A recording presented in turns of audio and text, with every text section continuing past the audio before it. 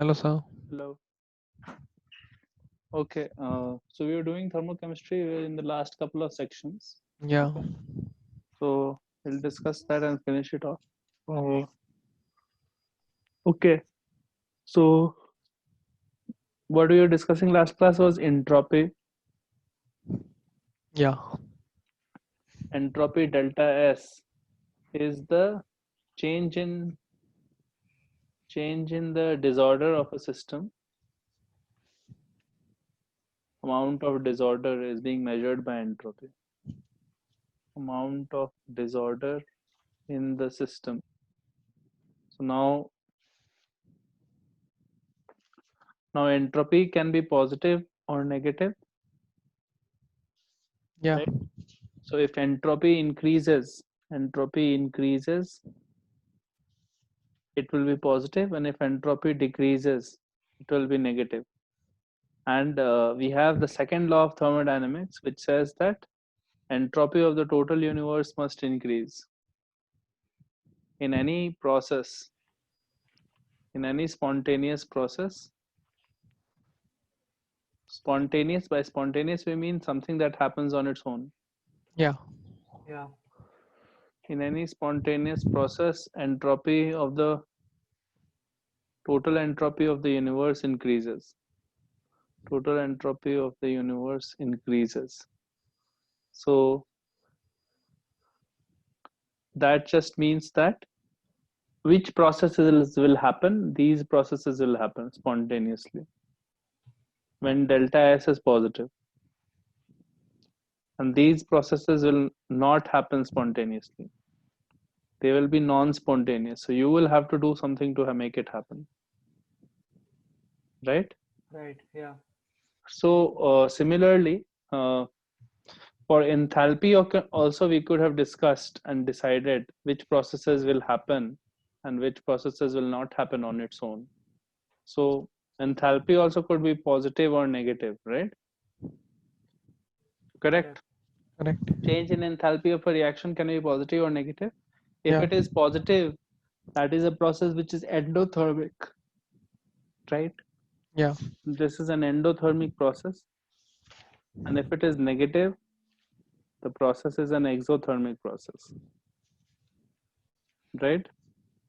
Now, we know the meaning of this. The meaning is that heat is released in this process, right? So reactants go from some energy state, reactant energy state,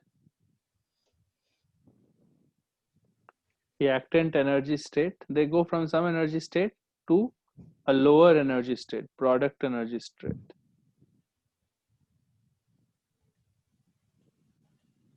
Product energy state, right? Yeah, This is a gap that is called the enthalpy. This is for an exothermic process, right? Hmm. Exothermic process.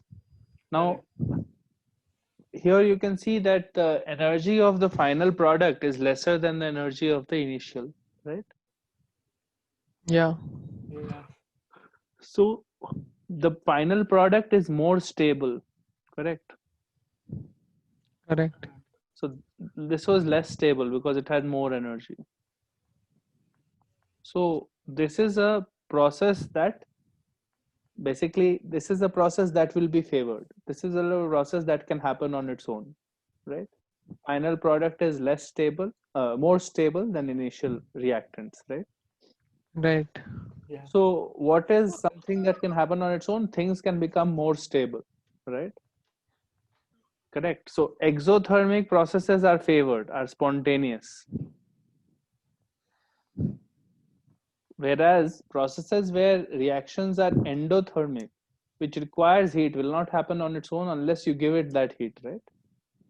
yeah, So endothermic processes will be the non-spontaneous ones. Correct. Correct. This just tells you that reactions proceed towards more stability on their own, right? Correct. More yeah, stability is exothermic, right? correct. So basically, you have two ways to describe processes: spontaneous processes, and non-spontaneous processes, things which happen on their own and things which don't happen on their own. And you can say delta S must be positive and delta H must be negative, right? Correct. Yeah. And delta S must be negative and delta H must be positive. Entropy and enthalpy, both these things decide this. Yeah. Correct. Entropy change and enthalpy change. Yes. These are the two things that you can say. So generally, if this is exothermic reaction, then it is possible that it might be spontaneous. It also depends on whether entropy is increasing or not. There are two factors that determine whether reaction will happen or not: the change in entropy and the change in enthalpy, right? And you will realize that one second, that these two factors are opposed to each other. Entropy and enthalpy factors are opposed to each other, in the sense that if you absorb heat, right, suppose it was an endothermic reaction, right? Endothermic reaction, right? So suppose I took in 100 joules of heat, right? So my entropy will increase as a result, no? Yeah. Right? So Yeah. generally, if you take in heat, your entropy increases. Taking in heat is not favored, it's not a non-spontaneous thing, but entropy increasing is spontaneous for a thing, right? So generally speaking, these two effects are opposed to each other, right? These two don't act in the same way, they are opposing effects. So what determines whether a reaction is spontaneous or not is whether which factor is more powerful. You understand? Yes. Yeah. So in what sense are they opposed to each other? In the sense that if you absorb heat, your entropy should increase, right? Because molecules in your body should start moving faster, more randomly, right? Correct? Are you Correct. understanding what I'm saying? So endothermic reaction Yeah. would be something that will lead to an increase in entropy, as common sense if you would expect that. So these are both for spontaneous and non-spontaneous. So these are opposing effects. So therefore, you have to figure out whether a given process will be spontaneous or non-spontaneous. You need a connection between this and this, and decide how you will, like, there has to be a relationship between delta S and delta H, which will tell you whether something will happen or not, right? On its own, correct? You have to basically measure the strength of each effect, no? And decide which effect dominates, right? Yes. Like you have to be able to say okay, entropy increases by this much unit and free and enthalpy decreases by this much unit. Now a net effect is positive, right? Something like that, right? And then only you will be able to decide is which effect is more powerful. So uh, Gibbs was a scientist. He figured out something called delta G. It's called Gibbs free energy. Gibbs free energy change for a reaction. Free energy change for a reaction. And basically delta G connects delta H and T delta S. Delta S. So it connects these two effects. It says delta G of free energy is something called enthalpy change minus T times delta S, T times entropy change, which means this Gibbs free energy is our best indicator of whether a reaction will happen spontaneously or not. So now, what is the rule? The rule is that if delta G for a reaction is less than 0, it is spontaneous. If delta G is greater than 0, it is non-spontaneous. Okay. And if delta G is equal to 0, the reaction is at equilibrium. Reaction is at equilibrium means both directions are happening but at the same rate. What do I mean by that? So for example, suppose it is A solid plus B solid gives C gas, suppose, right? This is a reaction. Okay. Yeah. Now, obviously, change in entropy for this is positive, right? Right? Yes. Because Because gas is being solids are becoming formed. gas, right? Yeah, so molecular randomness will increase. Correct. So So the change in entropy is entropy is positive. positive. Also, let's say that enthalpy was positive. Let's say this was also positive. It was endothermic reaction. You have to heat it to make it happen, suppose, right? Correct. Yes. So then you have to calculate free energy change for the overall reaction, and let's say this reaction is being done at 300 Kelvin or something. So delta G will be equal to delta H minus T delta S. So you will take the value of delta H, let's say it's H, minus 300 into S, which is the value of, this is S, this is H, right? Correct. And if We have to convert H into joules also, right? Because mostly entropy comes in joules.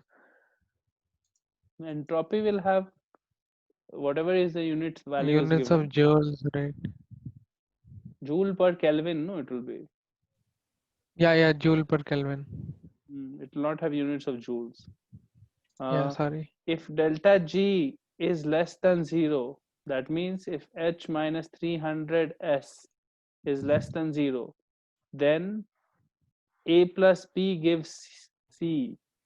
Reaction happens spontaneously. Correct. On its own, it happens. So basically, H should be less than 300 times S. Basically, H by 300 is less than S.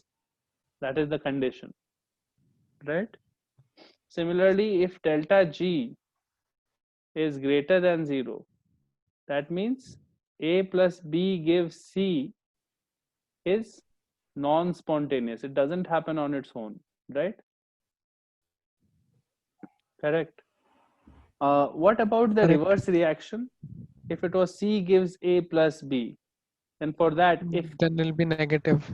delta S for this will be minus S and delta H would be minus H, right? So for this Yeah. reaction, delta G dash would be delta H minus 300 delta S minus S, right?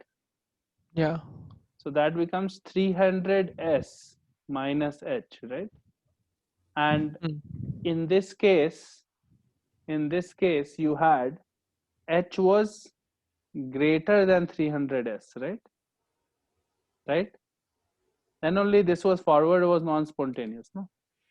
Correct. Forward reaction was non-spontaneous if H is greater than 300 S, right? So Correct. Yes. this backward reaction, it is becoming negative, no? Backward reaction delta G dash, right? It is Mm. becoming Yeah. negative of H minus 300 S, right? Correct. Correct. So that has become negative. That means backward reaction is spontaneous. So if forward reaction is not spontaneous, backward reaction will be spontaneous, Correct. right? So on its own, left on its own, C gas will convert to A plus B if this is true. If H is greater than 300 S, right? Mm. Correct. So the last case is the case when delta G is equal to T is equal to 0 because delta H is equal to T delta S. In that case, the reactions A plus B gives C. This reaction is at equilibrium. At equilibrium, what it means is that actually two reactions are happening. So you should do an arrow like this. This reaction is also happening. A plus B gives C, and this reaction is also happening. Okay. Right. So the forward and the reverse reaction happen at the same time. That is happening at any time actually. Both directions are happening, forward reaction and backward reaction. But here what is special is that forward reaction rate is same as backward reaction rate. Backward reaction rate. That means what? That the amount of substance, amount of A, B, and C will remain fixed, right? Correct. No net thing is going to be produced, no. A, Yeah, B, yeah. and C will be fixed at equilibrium. Correct. Then only you can say that no new thing is being produced. That means how much ever forward reaction was happening, the same amount of reverse reaction was also happening. Right. So the definition of equilibrium that you need to know is that rate of forward reaction and rate of backward reaction are both same, Yeah. right? So rate of forward reaction and rate of backward reaction are both same, correct? So Yeah. now also condition is delta J is 0 for equilibrium. Mm. For equilibrium.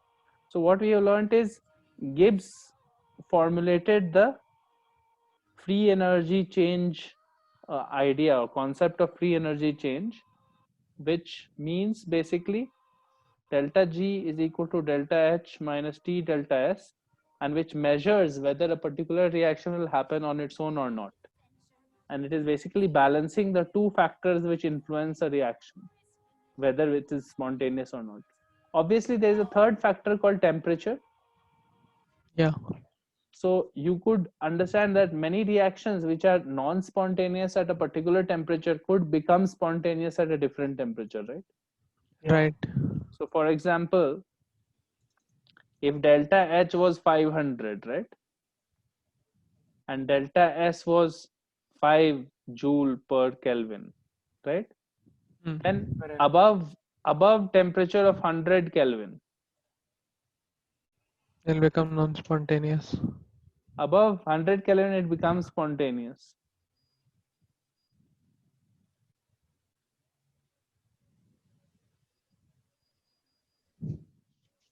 And below 100 Kelvin it is non-spontaneous. Correct. Correct. Delta G has to be negative for non-spontaneous, for spontaneous. For spontaneous, yeah. So 500 minus 100 into 500, it is at equilibrium at 100. Both reactions happen at the same rate at 100. If you do it at 300 Kelvin, delta G is very negative, and that is spontaneous. Yeah. So some reactions will change, all reactions will depend on temperature also to decide whether it will happen or not. So it could be possible, it is possible that Na plus Cl, Na solid plus Cl2 gas, there is no reaction. It is the non-spontaneous process. You will not get sodium chloride or salt by doing this. But you have to raise the temperature to you have to actually convert to sodium gas and all. No? After that, it will become spontaneous. Yeah, then it will become spontaneous, yeah. This will happen. Right? Yeah. At some point, at some higher temperature and all, it will become spontaneous. You understand? Correct. Correct. So because this doesn't happen because entropy does not favor this, no? Mm. Yes. Delta S is negative, then it is unlikely, right? And it is also endothermic. So it's impossible actually for this, no? Delta H minus T delta S, if delta S is negative, right? And delta, it's endothermic right now. And not really endothermic, it's exothermic only. But this negative is more powerful than this. You understand what I'm saying is this. Suppose sodium was here. Sodium solid was here. 1 second.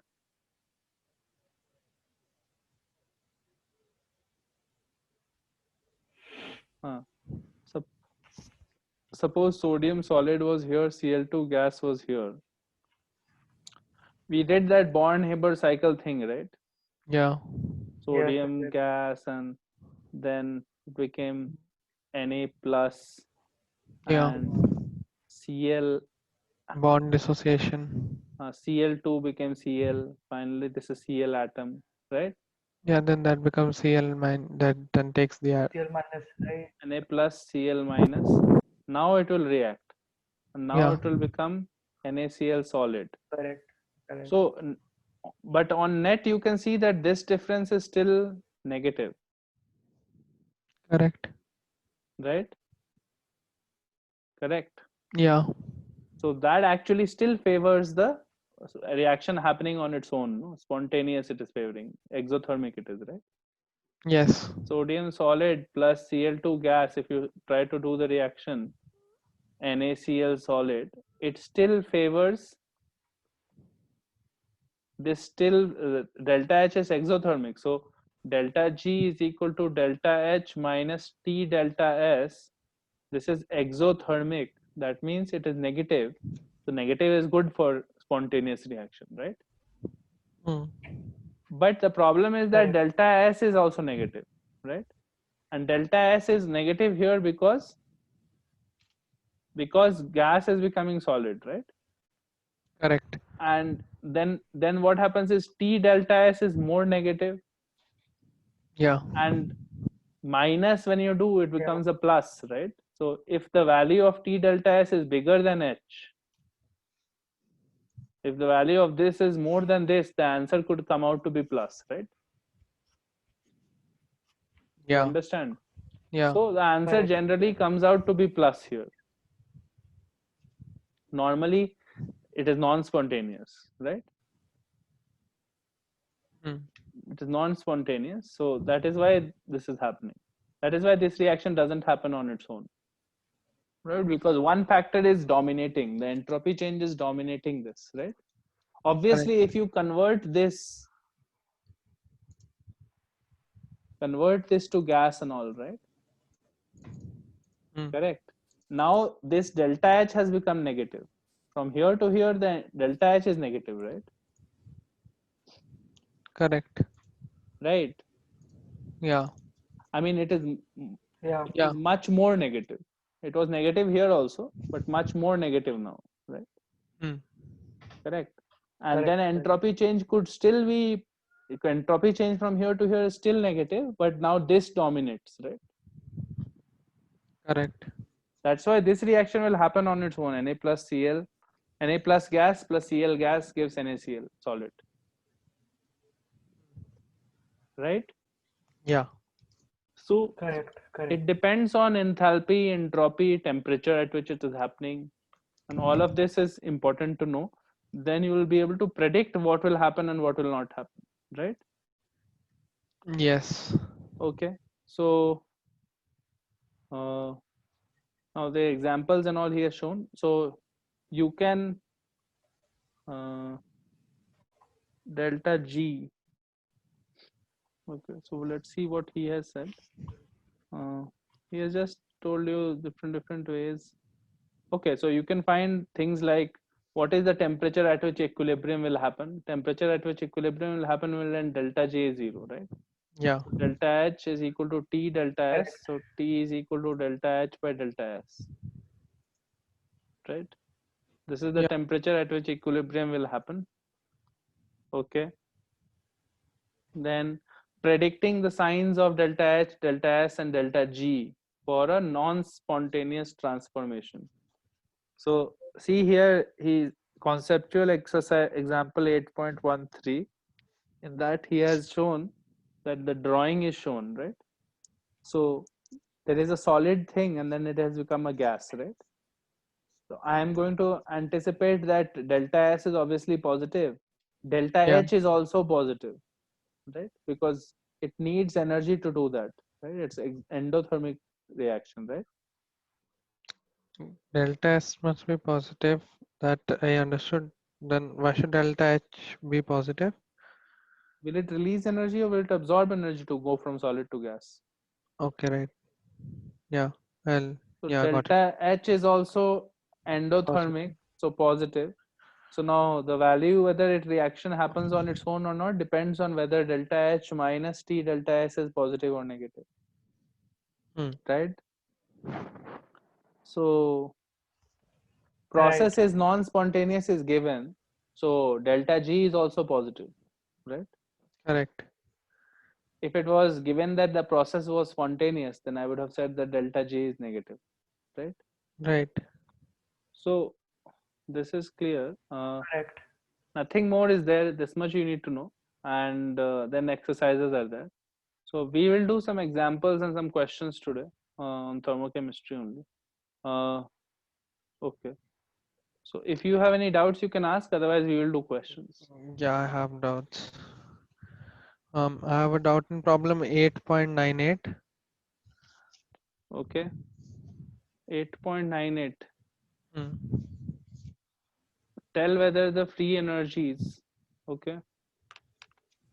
Free energies for the processes listed in problem 8.97 are likely to be positive or negative. So first process is conversion of liquid water to water vapor at 100 degrees centigrade. That is obviously going to happen on its own. It is spontaneous process. Yes. So it is delta G is negative. Negative. Freezing of liquid water to ice. Freezing of liquid water to ice at 0 degree, it also happens on its own. So delta G is negative again. Right? Eroding of a mountain by a glacier. That also happens on its own. Anything that happens in nature is a spontaneous process. So delta G is negative for it. Oh, okay. Yeah, I had a doubt in the last one only. Yeah, I understood. Erosion of a mountain by a glacier happens on its own. No? It has been happening for millions of years. Yeah, yeah. Yeah. Okay. Next. 8.101. 110, sorry. When 1.5 gram of magnesium metal is allowed to react with this much HCl, temperature rises from 25 to this. Calculate delta H in kilojoule assuming heat capacity. Okay, heat capacity of calorimeter is given, specific heat of final solution is given, density of solution is given, everything is given, dude. 1.5 grams of, okay,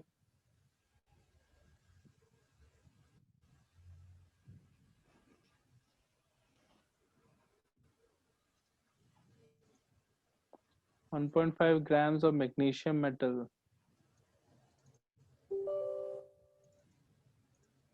Why is this a problem? I don't understand. Reacts with 200 ml of 6 molar aqueous HCl.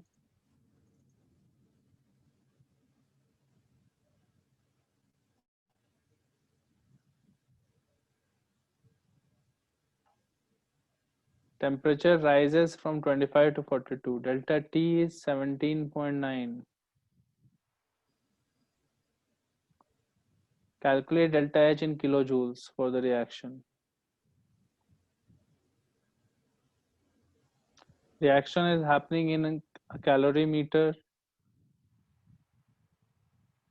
Calorimeter has a heat capacity is 776 joule per degree centigrade.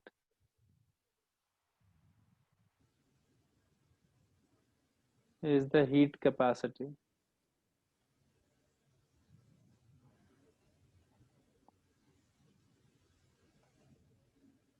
Okay. Specific heat of final solution. Specific heat of final solution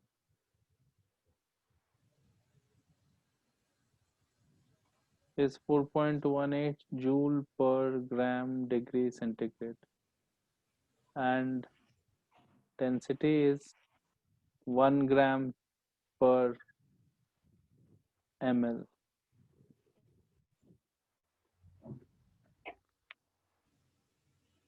Okay. Okay. So tell me, what is the problem? I don't know. I tried it once, but then my answer wasn't matching, so I thought I was making some That is mistake. not a problem, dude. You have to specify the problem. The answer is not matching is not a problem. So I tried with writing the equation, What equation? and Mg plus HCl gives MgCl2 plus H2. Then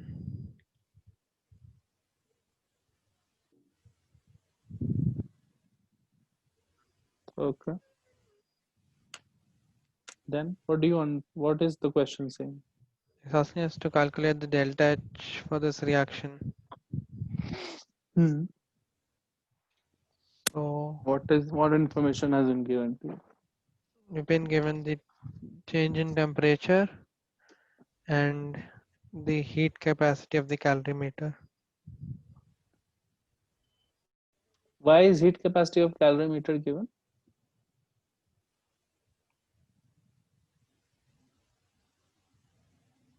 Mm.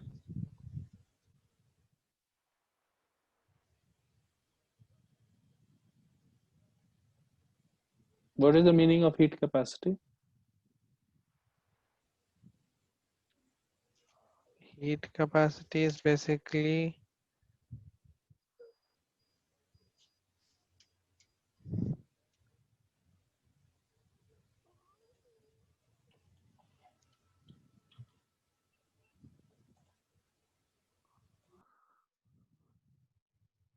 If you don't know what is heat capacity, then you cannot solve the question.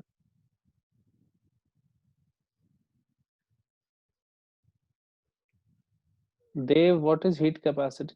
it is, I guess, the amount required to raise the temperature by 1 degree or by a given amount actually. By a given amount. Heat capacity is measured in joule per degree centigrade, then obviously it will be amount of heat required to raise the temperature by 1 degree centigrade for the body. Heat. Last week I had explained all of this, heat capacity and specific heat capacity. Are you asking me the formula for it? I'm asking the meaning for it. Isn't the meaning this itself that it is the amount of uh, heat required to raise the temperature of an object by a given amount?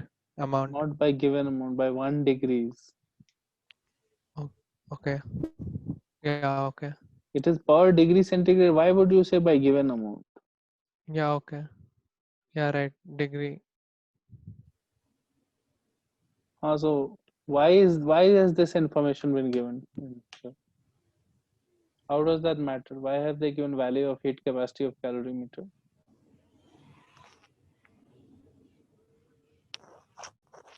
So that we can find the heat absorbed Heat absorbed by whom? by during the process. During the process, heat will be absorbed or heat will be released?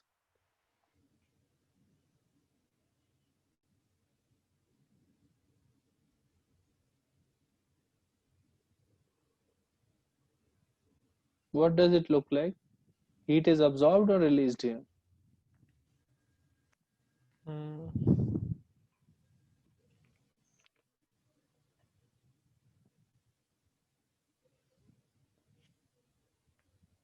Have you read the calorimeter section? Yeah, I read through it. Why are you so clueless about it? Clearly, temperature of the calorimeter is increasing or decreasing. Rises, right? So heat should be released from the reaction or absorbed in the reaction. Released. What is so difficult about this?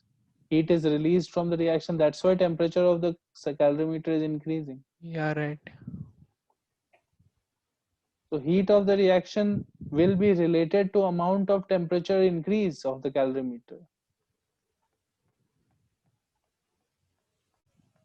Yeah. So why have they given? Have you realized that this temperature increase, this at 17.9 degrees centigrade will require how much heat?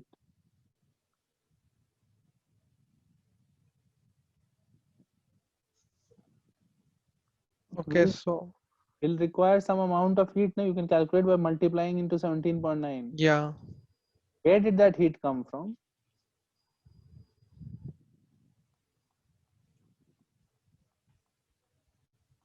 How did calorimeter get so much heat?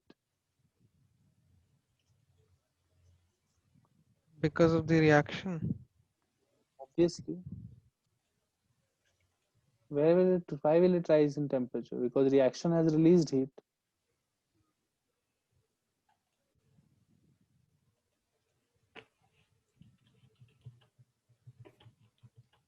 This heat comes because reaction releases heat, no? Yeah.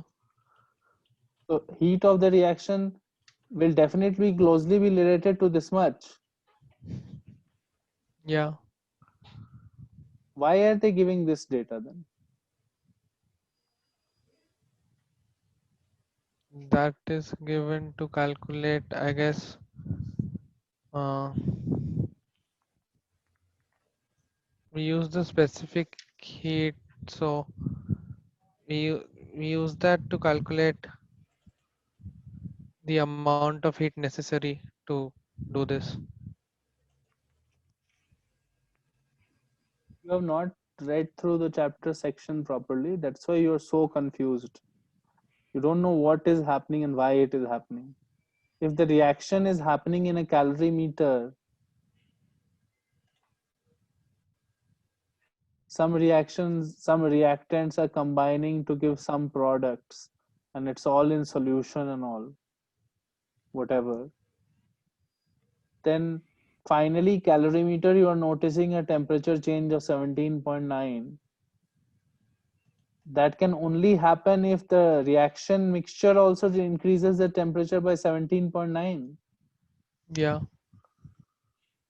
So the heat released in this reaction is what will cause this temperature rise. This is going to be used up in increasing the solution's temperature plus increasing calorimeter's temperature. Mhm. Yeah. Right. The heat released in the reaction will raise the temperature of solution, reaction mixture, final solution, raise temperature of final solution plus raise temperature of calorimeter.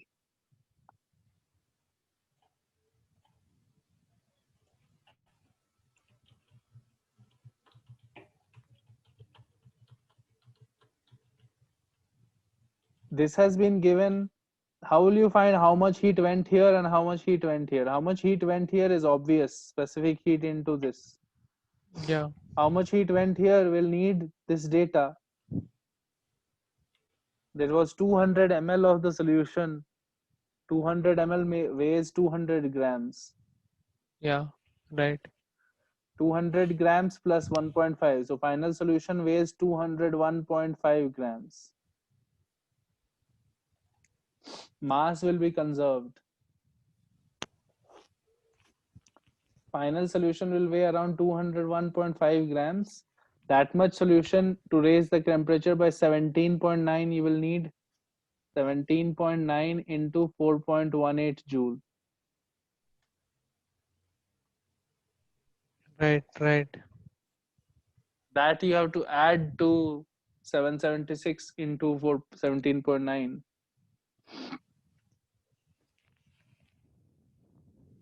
Mm. That is the heat, that is total heat that is released in this reaction.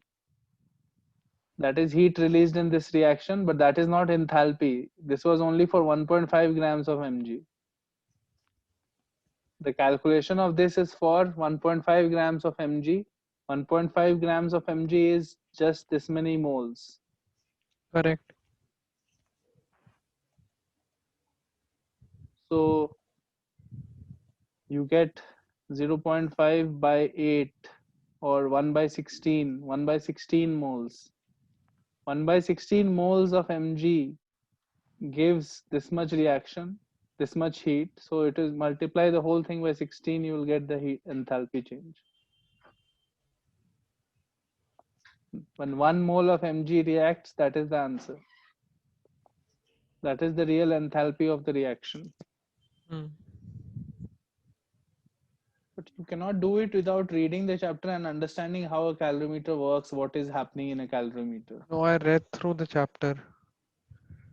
But you didn't understand.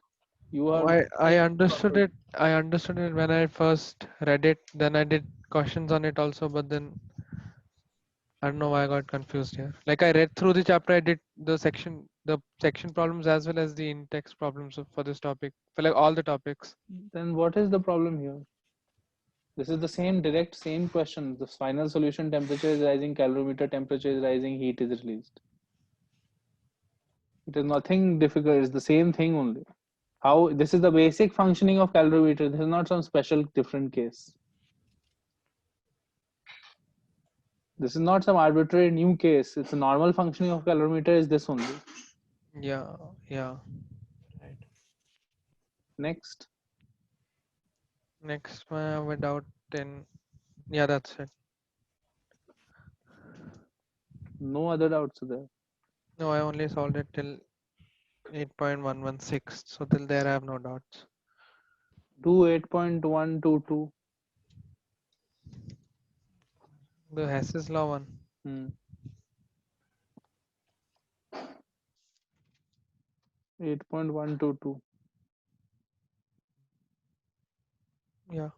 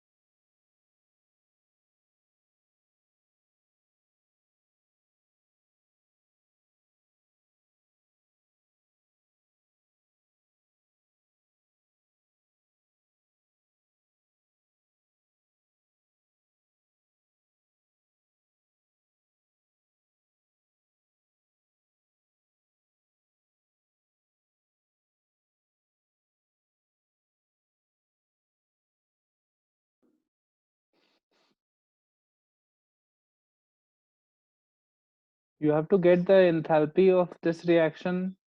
2CH4 gives C2H4 plus 2H2 from this data.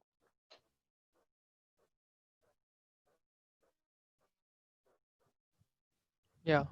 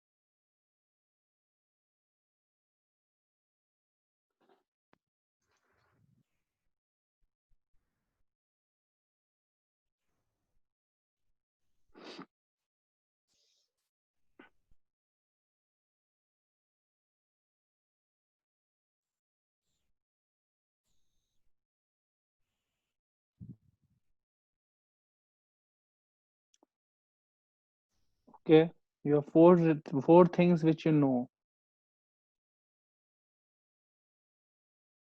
You have to end up getting this. Correct. Yeah. So clear D. Yeah, I think I almost got C2H6 it. should be cancelled. Yeah, and You have to C2H4 double this, right? And add it. yeah, I If you double it got and it. add it, what will you get? Yeah. 2C2H4 plus 2H2 plus 7O2 7O2, gives 4CO2 plus 6H2. 4CO2 plus 6H2O. Okay. Now you have to use this one 2 times, right? Correct. Yeah, You have to cancel C2H4 somehow, right? no, C2H4 we Oh, need. It's there in the answer. The C2H4 is given there. equation, in the needed equation. Yeah. So you reverse this, right? Whatever is the answer of this, you reverse it and add it to this, right? Yeah, Yes.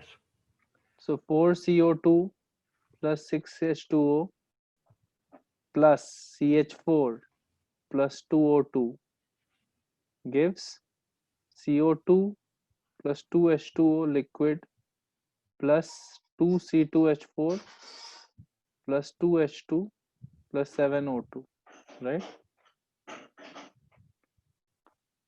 So from here 6H2O liquid this side, right? 6H2O liquid, how are you getting? 4CO2 plus, oh, okay, from here. Okay. 6H2O liquid Yeah. here and 2H2O liquid. So 4H2O liquid here and CO2, 1 CO2 and 4 CO2. So 3 CO2 here, 3 CO2 here, we have 5O2 also. and correct. But the CO2, how will we remove? CO2 should have been removed. So I have to balance it and cancel it off. Yeah, we have to multiply it with 4. Yeah, yeah. You have to cancel it out. Okay, fine. But you know what we have to do, right? We have Yeah, to Yeah. cancel the Yeah. CO2 also. So, yeah, we have to multiply this Correct. equation with 4 and do it. hmm. I did it that way. Finally, you have to end up getting, this is heat of formation of water liquid. You will have to multiply with enough water and cancel off all the waters from there. Finally, when you get these. Yeah, It's about knowing which coefficients to multiply and how to like finally end up getting this. So you have to do a little bit of trial and error and then find the answer. Right. Correct. Okay. Uh, you can try it. But this is not a difficult one. It's just you have to do it. Then 8.124.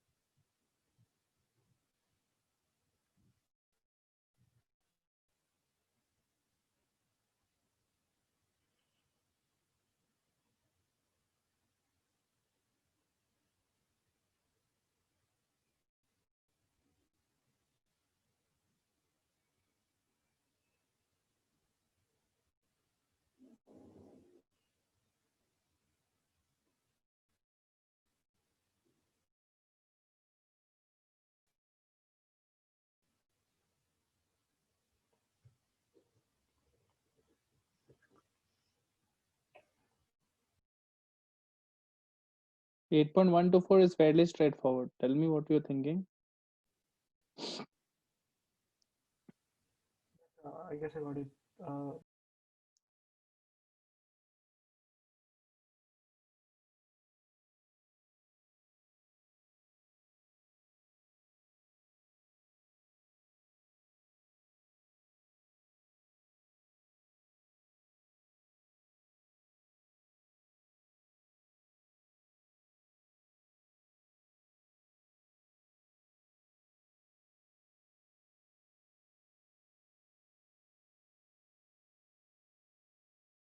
What is the thought process? Tell me.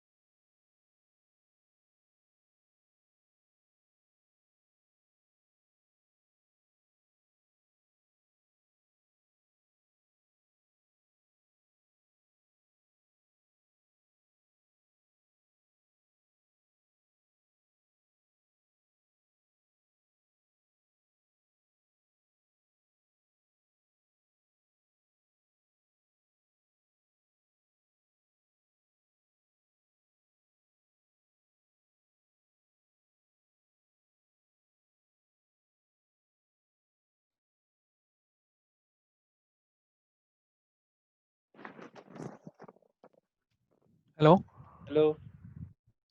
Yeah, sorry sir, there was some network issue. I'm doing it using Q is equal to MC delta T. But that is fine. But what is the idea? What is happening? So it's basically there's 400 gram of 40 at 80 degrees Celsius. So he's Hmm. basically asking us that what mass should be added, what mass of ice should be added at 0 degrees Celsius, Hmm. so that the obtained iced tea is at basically 10 degrees Celsius. Finally, the temperature of the iced tea with added mass should be 10 degrees Celsius, and he's given us a specific heat and del H for that, so we can calculate it. Mass of ice, what will it undergo? First, it will become water Correct. at 0, and then it will become 10 degree. Water at 0 will become water at 10 degree. Correct. And on the other hand, the T should come down from 80 degree To to 10 degree. this will gain heat, lose heat, and this will gain heat, and this should be equal. Yeah. Right. So this is one step in that is latent heat, and the other step is increase in temperature of water, right? Right. And this is entirely just decrease in temperature of water. Hmm. So you have to equate those things. Yeah. 400 gram of hot tea. Here there was 400 grams. So the lost amount of heat will be 400 grams into 4.18 into 70 Correct. joule. Hmm. And gained amount of heat should be m into latent heat. M into latent heat is 6,006 kilojoule per 6010. mole. So basically that is 6 kilojoule per 18 grams, right? Yeah. Yeah. Plus whatever mass m into 10 into 4.18, Yeah. right? So this is 6,000 m by 18 joule plus 41.8 m should be equal to this value. Yes. So m value you will get from here 6,000. So 1000 by 3 m plus 41.8 m. You'll get simply a calculation. It is no. 3, 7, Hmm. 8, 4. Yeah, we'll get it. So yeah, this is easy. Only this is just heat lost is equal to heat gained. Yeah. Uh, then there is 8.126.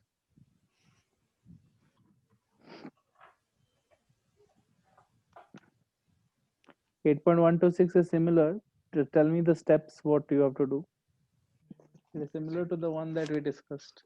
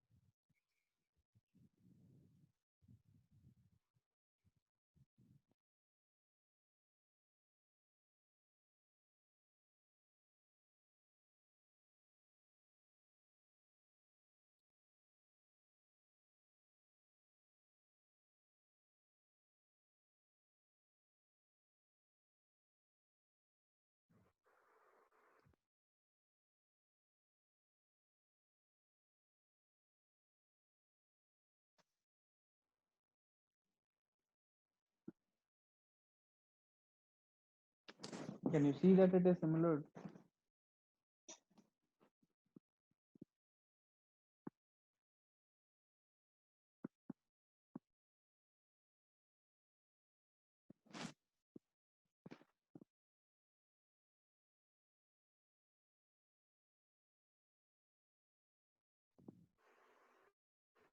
Yeah, it's similar. Basically, again, it is some reaction is happening, heat is released from the Yeah, reaction. it's just the same thing. Just that in that question we were given masses of both the things. In this case, we're given mass of one. So we can find out. We can find the mass of both of them. Then follow the same process because So we are heat given the released in the densities reaction of will the. be going to increasing temperature of both the reaction mixture and increasing the temperature of the calorimeter. Now you can Hmm. find that heat released by checking the temperature change in the whole thing. And once you get the heat released, you have to say that it was for how much of the reaction happened. Here there could be a limiting reagent situation also, by the way. Like one reagent is more Yeah, we number have of to moles. find out that. Yeah. So it will be 0.2 into 100 moles, millimoles. So 0.02 moles of CSOH and 0.4 into 100 by 2. So that is also same, I think. Yeah, okay, it's same, I think. Right? It's same. Yeah, I guess both. In this case, Yeah, it is both of them same. come out to be same. So So then we there is don't no have to do issue. anything. Everything will be. But then Yeah. finally, whatever heat value comes, you have to multiply to make it 1 mole, 1 mole.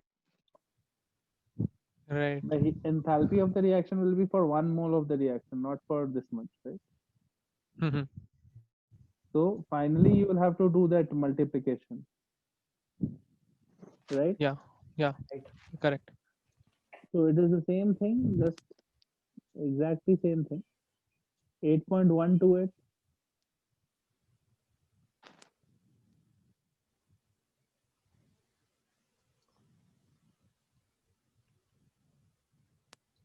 8.128. Try to think about.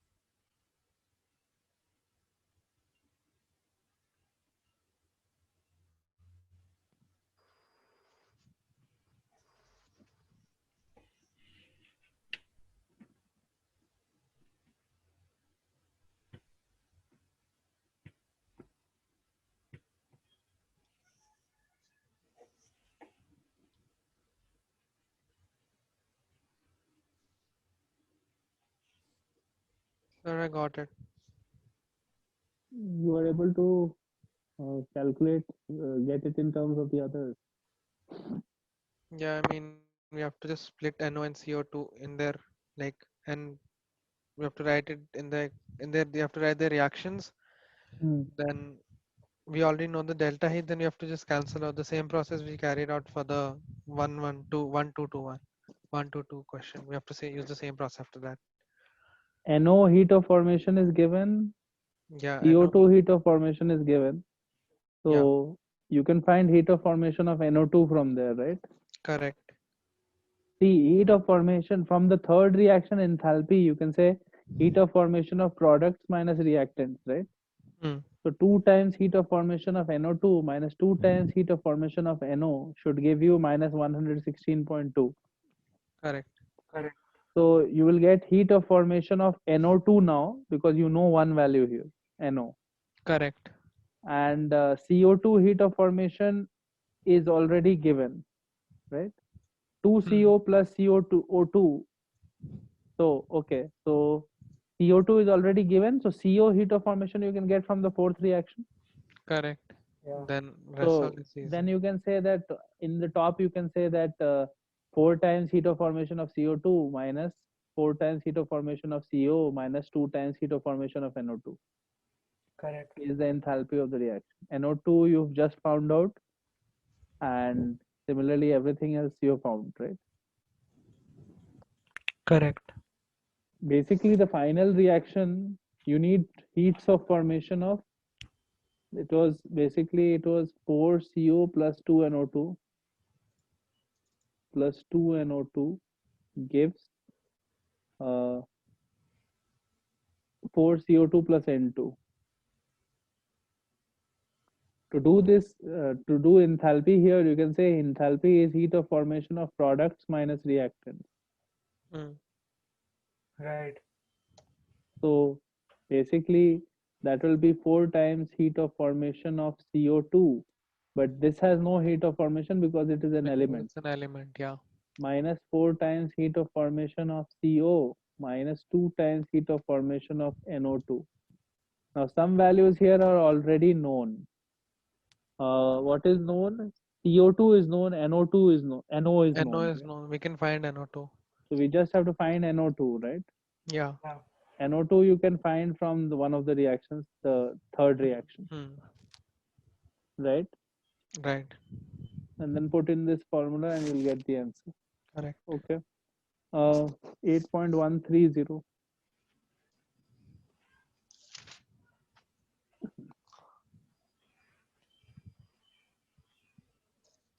COCl twice.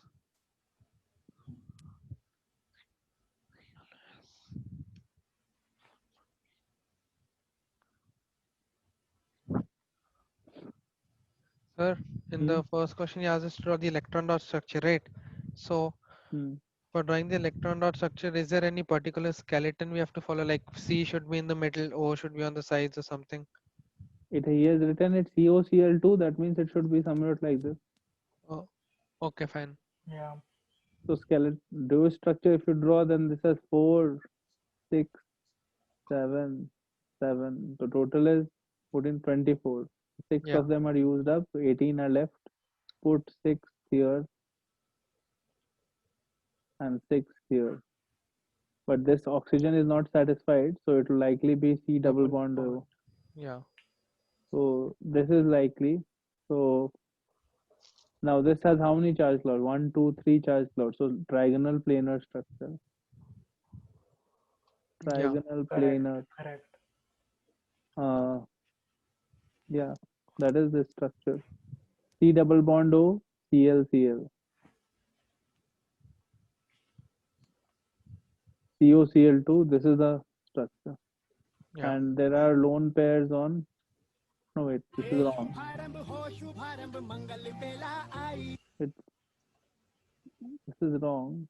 O double bond C, Cl, Cl. Wait, what is happening? What is this music?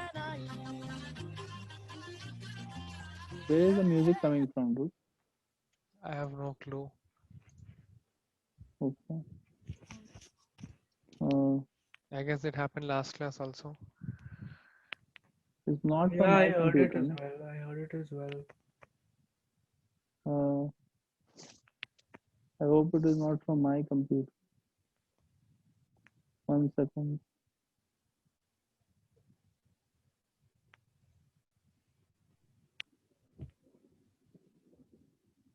So it's not from mine.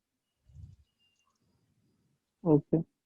COCl2, this is the structure. Now you can proceed ahead with the other parts. Bond dissociation energy. No, like you have to find delta HF.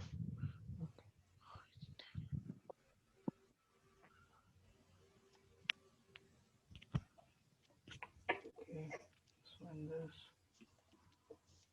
You have to find estimate heat of formation of COCl2 from bond dissociation energy.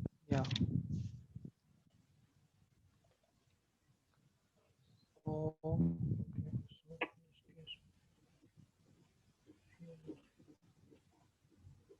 Okay. So the production of this, you need to see some reaction, right? Graphite and all, right? yeah, we need to know the We reaction. need to know the reaction. So you're guessing what reaction would have happened, right? So you could guess something like C2 plus O2 plus Cl2 gives CoCl2, right? So correct, CoCl2. So 2Cl2 is 2, right? Right. Correct. And you can guess that this is present as graphite, right? Most stable form. This is gas, and this is whatever gas, right? So basically, you are saying that a carbon-carbon bond in graphite has to break. Oxygen-oxygen bond has to break double bond. And And two Cl Cl-Cl, bonds. there are two bonds which break. And what bonds are formed? C double bond O is formed, and OCl, two of them are formed, but double of that, so 2 and 4, Correct. right? So now from the table, you can find the value of this bond, this bond, this bond, this bond, and this bond. Table 7.1 will give you the energy values. Yeah, it's Yeah. there. Then we can. Do bonds broken minus bonds formed. Yeah. Heat of formation of something, the enthalpy of a reaction is bonds broken minus bonds formed. Okay. So bonds are broken in the reactant side and bonds are formed in the product side, Correct. Okay. right? Yeah. Yeah. Now, if you check the values and all, you will get some answer from this, right? Right. This answer you can check against the appendix value. Appendix is there. Appendix B has heat of formation of phosgenes. You can check at the end of the book, it will be there. Mm. That will not be the same. That will be obviously different because phosgene is not really produced in this way. This is an estimate only. Oh, okay. I mean, the real energy of phosgene is not this because you are here estimating that carbon and graphite and this and all will act and become this, right? Right. So that's not how it happens really. And it may be that that reaction that you have just calculated is non-spontaneous, right? Right. Could be that it doesn't even happen, right? Mm. Mm. So it's just an estimate. It doesn't have to exactly match. It will be somewhat close, but not exactly correct, Right. Yeah. right? Yeah. Yeah. Because you have to take a if you had a real reaction and you had done this calculation, then it would have been correct. But this reaction doesn't have to happen. No, this looks like a reduction in entropy. Yeah. Reduction in entropy, Can- and it looks to be endothermic. So endothermic reaction it definitely will be. So delta H will be positive, and delta S, no chance that this is going to happen on its own, no?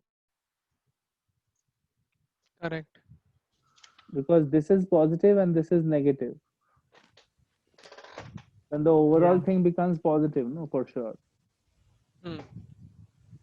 Wait, delta S is negative. 3 molecules are becoming 2 molecules. Yeah. Yeah, it is negative. So this is definitely non-spontaneous. So this is not a real reaction. So that's why it is going to be wrong. The value that comes from here, right? You understand? Yes. Yes. Okay. So, but you can get a sort of an estimate from here. Yeah. Doesn't have to be exact. Okay. Uh, okay. 8.132.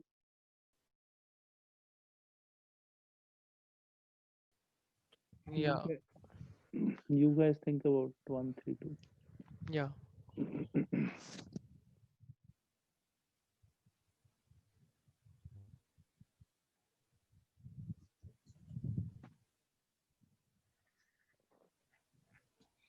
Yeah.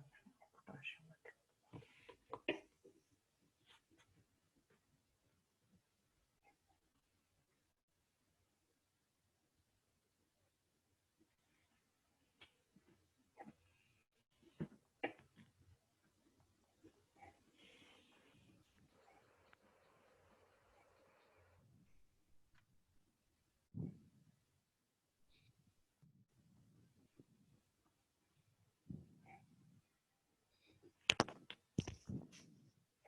Appendix B.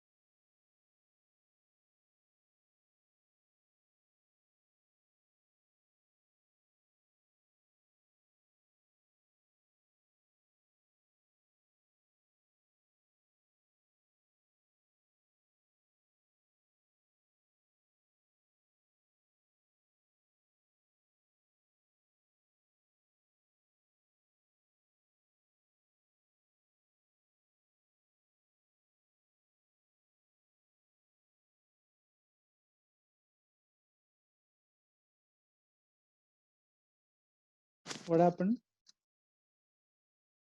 Are you getting this?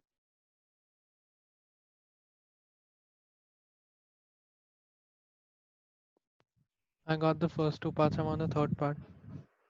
Balanced reaction K with water, K plus H2 is KOH plus H2, right? Mm.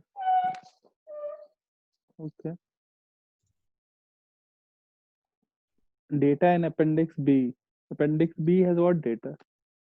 It just has the values of Heat of formation. heat of formations of KOH, H2, and all. I mean, all the compounds of most of the elements. So Hmm. I'm done with those two parts. I'm on the third part right now. So delta H is what? Delta H for the reaction, I got 393 minus 393 kilojoule. So that should be per mole, right? Yeah, So now there is potassium of 7.55 gram. Okay, so now you can calculate how much exactly in this particular situation will come. yeah, I was doing that. Hmm.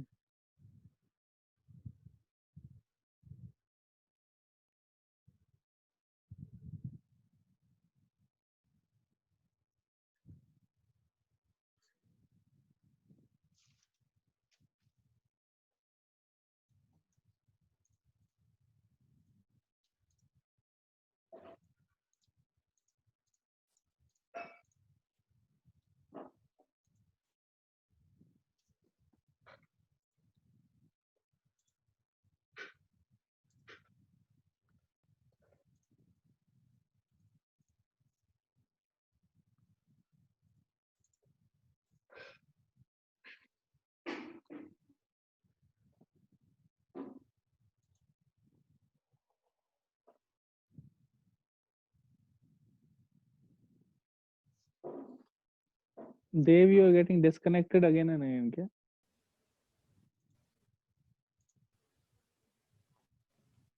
His mic's not working, I guess. Oh, Hello? Okay, yeah, fine. you're Now. getting disconnected many times. Yes, my network is not stable. No.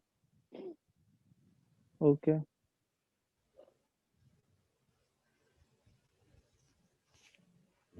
You are also getting it, no? This one. Yeah, sir, I got the first two parts. Okay. I'm on the third one now.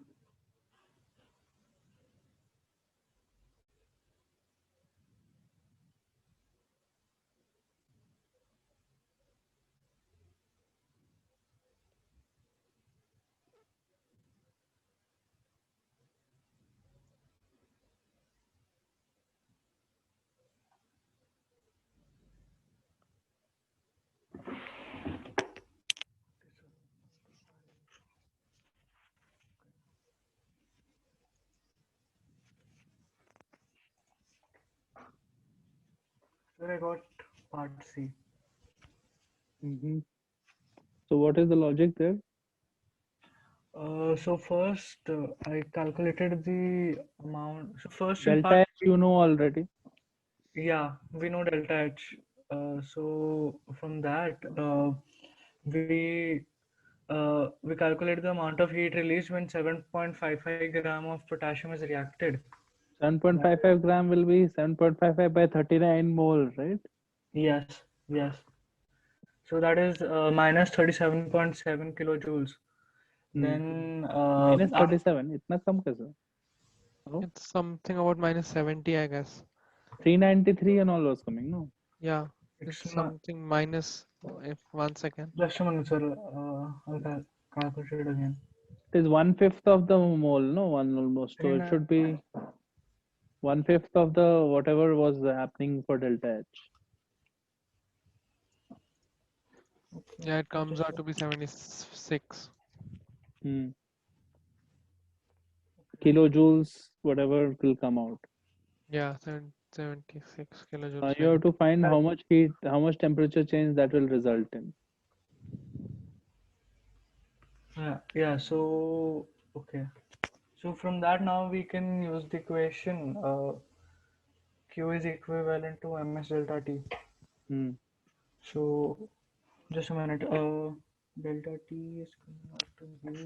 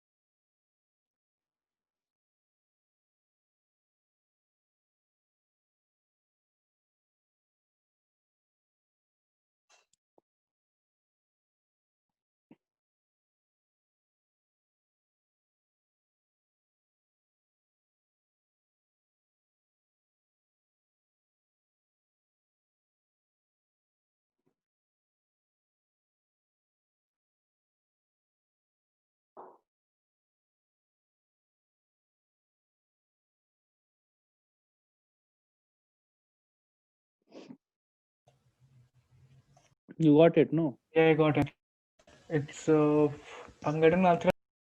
I'm getting the answer as 47.5. The right answer is 47.7. Okay. 133 hydrazine, or maybe first Didn't get it. 134. Huh? I didn't get the thing. Why? 70, whatever you said, that much kilojoules will come out, right? Yeah. There is 400 grams of water. How much will be the temperature change?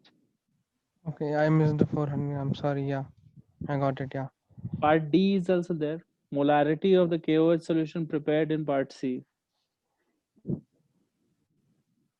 So part D first get. So 7.55 gram is dropped into 400 grams of water. How will you find molarity? Moles of solute by liters of solution, right? Yeah. Yeah, So moles of solute is easy.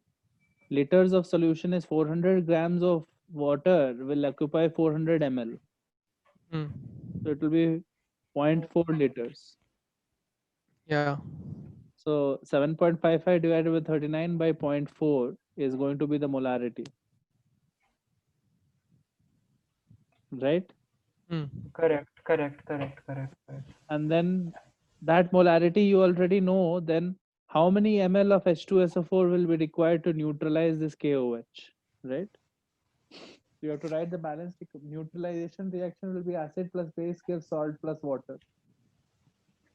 Yeah, KOH plus H2SO4 should be K2SO4 plus H2O.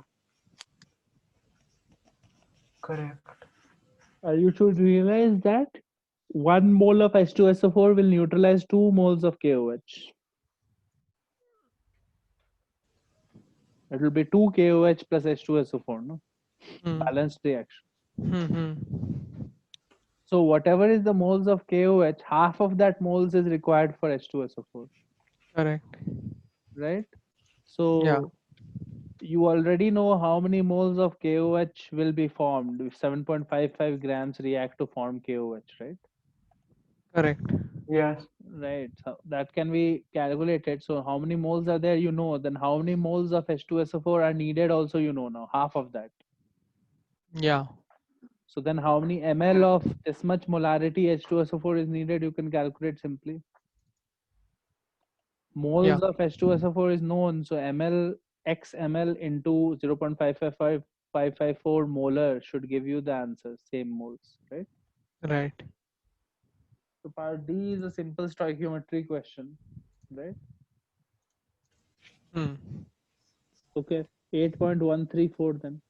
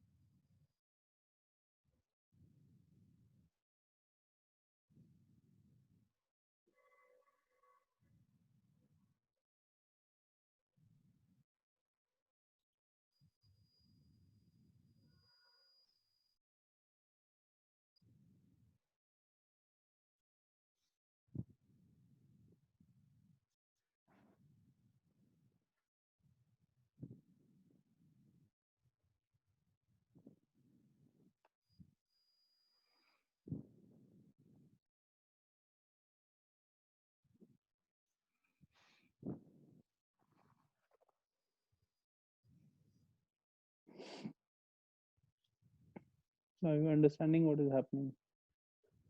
Yeah, I got Y CLF3 and X is CLF.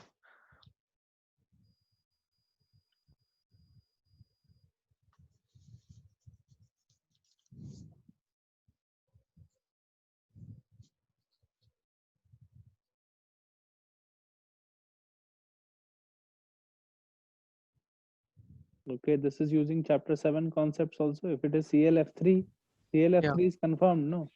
yeah, CLF3. Yeah. Okay. So then chapter 7, you can find out the geometry and shape and all. Yeah, I'm just doing that. Hmm.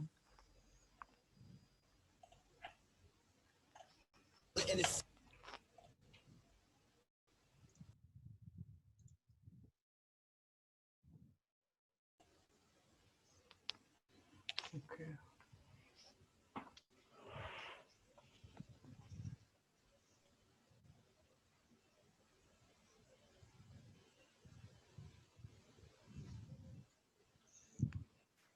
Don't remember the geometry.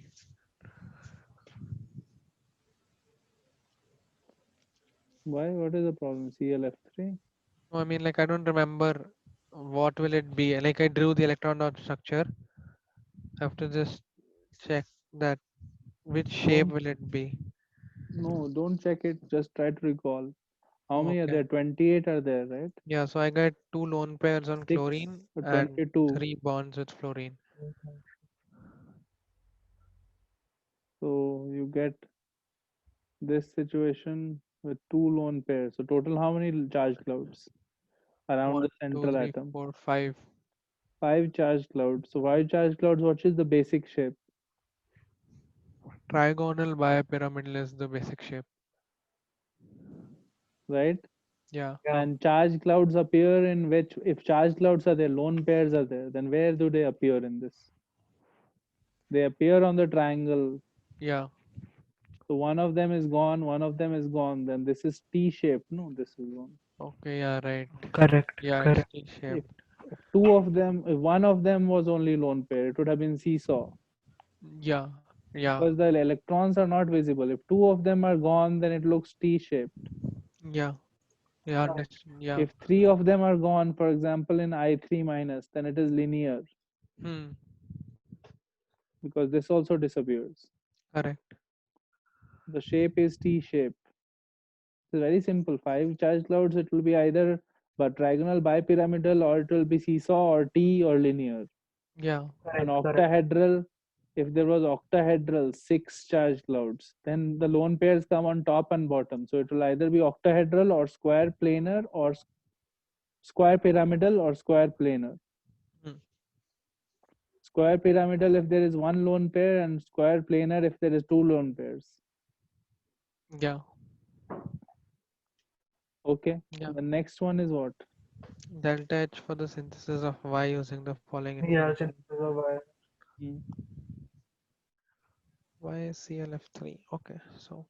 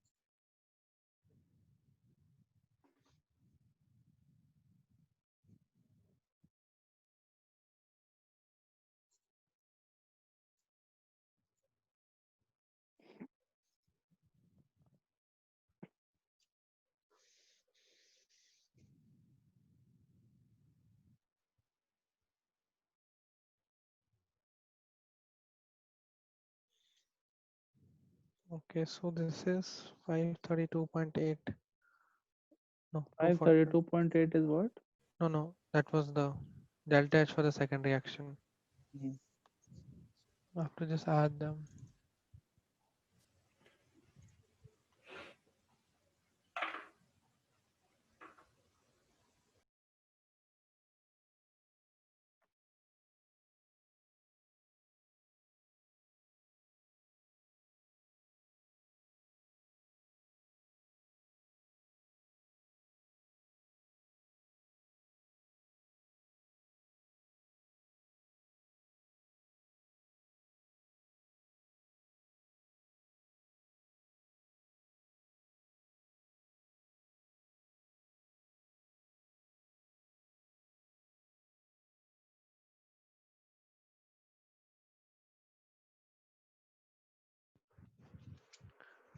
Uh,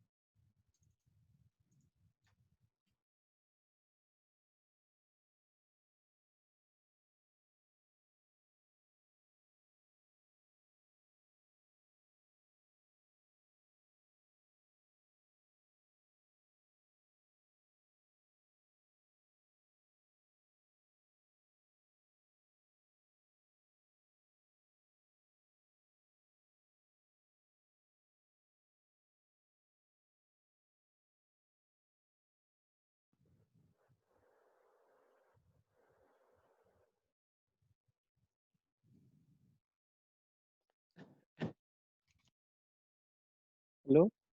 What is happening? Is there a problem? no, I got it.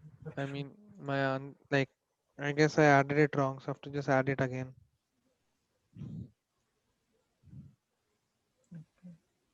Oh, okay. Uh, all the parts are done. What part is left for Minus you? I'm 135. doing C part. So just a minute, I need to check my answer. I guess I got it. This is 8.134.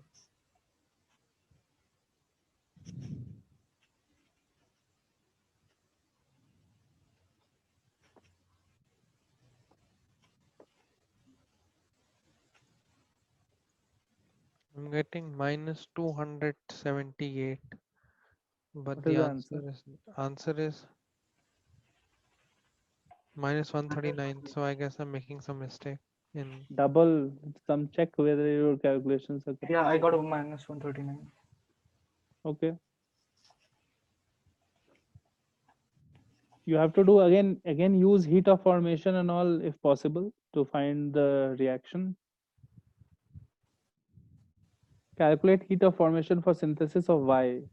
Yeah, Y is ClF3 only, no? yeah, Okay, so Yes. heat of formation for synthesis of Y. Synthesis of Y means heat of formation, no? Because ClF3 is yeah, produced. So then so many reactions are given, no? yeah. Which heat of formation of ClF3 will come in there. But Hmm. 2 times will be, right? 2 Yeah. times heat of formation will Okay, be. I didn't divide by 2 in the end. I have to do Correct. that. I missed the dividing by 2 in the end. That's fine. D part is what? We need to 25 grams find of X. heat absorbed. How much heat in Yeah. kilojoules is absorbed in the reaction of 25 gram of X? X with the X was stoichiometric what? amount of X X. was CLF. ClF. Hmm. Okay. Then 25 grams of ClF will react with a stoichiometric amount of F2. Stoichiometric amount means appropriate amount. Like whatever is the balanced reaction, appropriate balanced amount. ClF plus X. So CLF plus F2 gives ClF3, no? Yeah. Yeah. So that is 1:1 gives 1, no? That should be the situation, Hmm. right? So 25 grams of CLF, just calculate number of moles, Yeah. and same number of moles of F2 should be there, right? Correct. Yes. So, but the thing is that the reaction gives only 87.5% yield, right? The total amount of heat absorbed, released should be the theoretical value of the enthalpy, right? That was assuming 100% reaction happened, right? Yeah. But the real amount of reaction that happened was 87.5%. So heat evolved will be 87.5% of the enthalpy. You understand? The real amount of reaction, theoretical yield will be 100%, assuming, and real amount of things evolved would be whatever is the yield percentage multiplied by that. Yeah. So heat released will be lesser than what you expect. Correct. Yeah. Yeah. It will Correct. be 87.5% of what you expect, right? Yeah. Okay, so what I will do is I'll try to send you some assignments for this thermochemistry part. 1 second. Let me just look at it if I have something. Thermochemistry, next week, please work on more problems. So this book is over, but we can do a little more practice and then we can move ahead. 1 second. Yeah. Okay. Uh,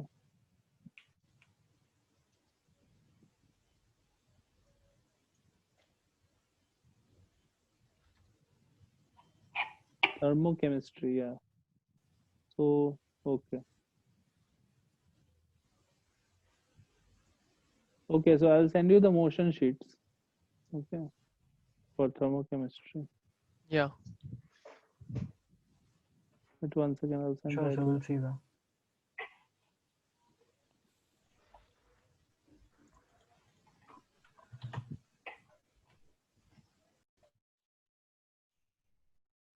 Practice a little bit so that you are I will send you the theory sheet also. Read the theory so that you know what is going to be there in the typical your Allen book and all when you get it. Yeah. We have it. So okay, so you can read it from there. But uh, Allen book has thermodynamics and thermochemistry. Should we skip the thermodynamics part, or should we just read through it and do it? Thermodynamics you can skip right now. Okay. Thermodynamics we'll do in physics, and after that we'll see. It's Okay. the physics topic. They should not be putting thermodynamics in chemistry. Okay. But yeah, Okay. it's a volume 2 HCV chapter. First 4-5 chapters is thermodynamics, if you see. Oh. So if you have your HCV, you can open it. That is the thermodynamics portion. So there, Yeah. I don't know why they are teaching it in chemistry, but yeah. So thermochemistry is what we are doing right now. That is what is important. Hmm. So that part you can read from motion books, and you can do it from the motion books. That is, they Yeah. have separated it out into 2 chapters: thermochemistry and thermodynamics. Okay. So I'm sharing the thermochemistry part. Right. Okay, so just read the theory here and see exercise 1, exercise 2, and all. Yeah. Okay. Uh, Yeah. Okay. Yeah. if Got them. there are not too many problems, we might discuss for 1 hour or so next class whatever doubts are there, and you can work on exercise 1, Yeah. exercise 2, and ask doubts. But hopefully, we'll start the new chapter. Gaseous state will start in the next class. Okay. So that is next Yeah. chapter will Okay. be Got them. states of matter, gaseous state, right? So that will be chapter 9 in the McMurray book. Yeah.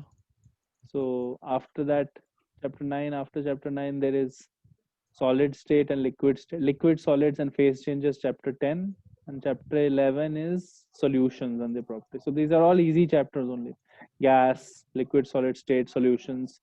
Nothing very difficult here. Chapter 12 is rate of reaction, chemical kinetics. So actually we'll go by the sequence of McMurray because it makes sense. And Yeah. after that, and accordingly, we will see what is there in Allen and motion books. Yeah. Yeah. Yes. So we'll continue from here. Just read the theory portion here and one or two exercises. Just see what is happening and if you're able to do. Yeah. Okay, sir. Okay, that's it for today then. Thank you, sir. Thank you, sir. Bye. Bye. So just one thing. Hmm. Could we discuss bonding in N2O5? I didn't get it. So N2O5 is easy only. Like, I mean, it's not easy. It's complicated, but in the gaseous state, it is easy. Gaseous state, it behaves like a typical molecule. So, what was the structure? N, 2O5. there was O in the middle, right? Hmm. Something like this was there, no? Yeah. N2, so 10 electrons from here and 6 electrons for each of the 5 oxygens. So 30. So total is 40. Yeah, 40. Total is 40 and 3, 3, 6. 28 of them are used. 12 of them are used, 12. so 28 are left. Yeah. So 6, 6, 6, 6, and 4, Hmm. right? 24 and 4, 28, right? Hmm. But nitrogen is not full yet, right? Yeah. So obviously now this 2 will have to come here and this 2 will have to come here. This is Yeah. the part that makes it a coordinate bond. Coordinate bond is a covalent bond which is formed by donation of electrons from one side only. Yeah. Oh, okay. Understood. Yeah. Yeah. This is the part that is these two will remain. Final structure will be O double bond N.